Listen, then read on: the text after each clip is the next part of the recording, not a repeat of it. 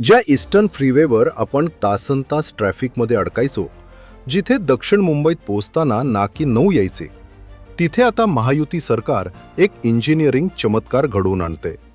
एकनाथ शिंदे यांच्या खंबीर नेतृत्वाखाली आणि महायुती सरकारच्या विजनरी कामातून साकारतोय ऑरेंज गेट ते मरीन ड्राईव्ह हा ऐतिहासिक टनेल. ही नुसती घोषणा नाही, तर नुकतंच TBM मशीनच्या लॉन्चिंगनं या कामाचा वेग जगाला दाखवून दिलाय.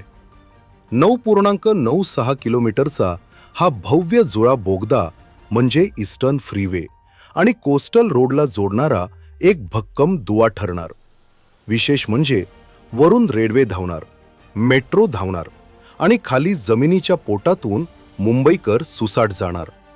तेही 700 इमारती आणि ऐतिहासिक वारसा स्थळांना साधा ओरखडाही न लावता.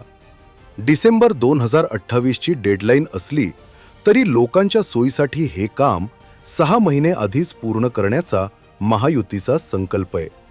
हजारो मुंबईकरांचे लाखो तास वाचणार, इंधनाची बचत होणार आणि खऱ्या अर्थानं मुंबई वेगवान होणार.